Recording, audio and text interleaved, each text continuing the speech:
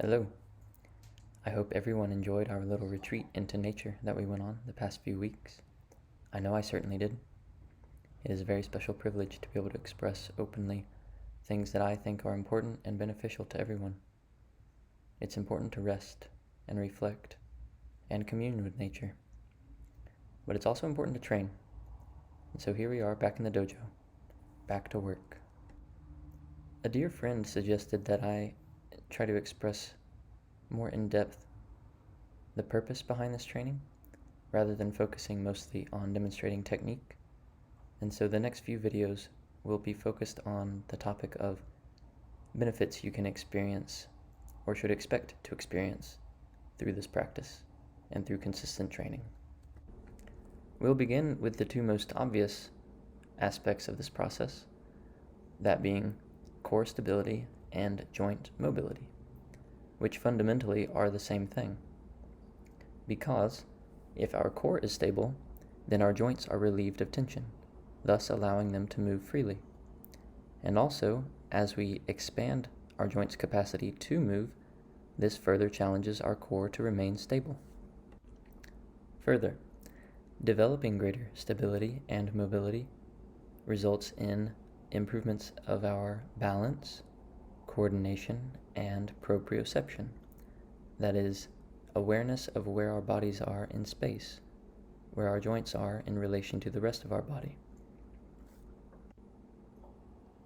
In this video, I'm demonstrating the hip hinge, which is full hip flexion, and then I'll move into a squat, which is full hip flexion combined with knee flexion. I'm demonstrating these because they are the most foundational human movements. As bipeds, we should be masters of this kind of motion. This does not mean learning to squat with greater and greater weights on our back, as in barbell training, which I would advise against, but rather simply learning to move with greater and greater efficiency, ease of movement, and freedom of movement. Think about how many times you have to pick things up off the ground, or consider how many times throughout the day you get in and out of a chair. If you were a master of this hip flexion movement and could do so without compromising the integrity of your spine at all, then nothing in daily life would be able to bring you down or break you down. In order to develop greater ease through these movements, we have to maintain a minimum of effort. Now you can clearly see that I am trying harder as I get into end range of this squat. I start to shake a bit. My breathing is not as controlled as it was when I was higher up, but I'm making sure to not push to the point where I'm desperate for breath. I'm able to maintain a slow, steady rate of breath, and this slow and steady rate of breath is what teaches our brain and body that we can be in these positions, and we can maintain these positions. So after coming out of the squat, I take a few breaths to recover, because this is training, and we should always allow ourselves rest and recovery. And then I'm going to practice something new, something that I've actually not worked on before until this video.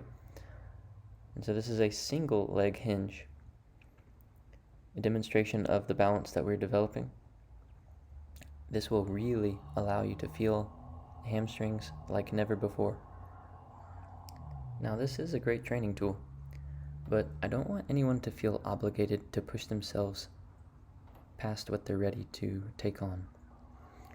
I simply wanted to test a theory that I had, that being that training the hinge and becoming proficient at it would translate into easily being able to do a single leg variation of it. And I was right. But that simply reveals the importance of training the fundamentals, that is the standard hip hinge.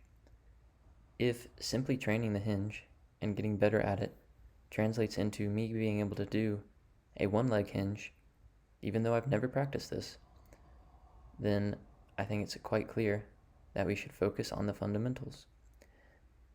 These advanced training techniques, though interesting and entertaining perhaps, are not necessarily appropriate for those of us that just want to get better at simple movements or daily life. Now, if you want to train as an athlete or develop specific strengths, then these kinds of things are great. But we're just average Joes, most of us. So let's stick to the fundamentals and get really good at them, because they do translate into greater freedom of movement, greater coordination and balance in all aspects of our life. So stick with it. Be persistent, be consistent, and I can guarantee that your practice will bear fruits that you're quite pleased with. Good luck.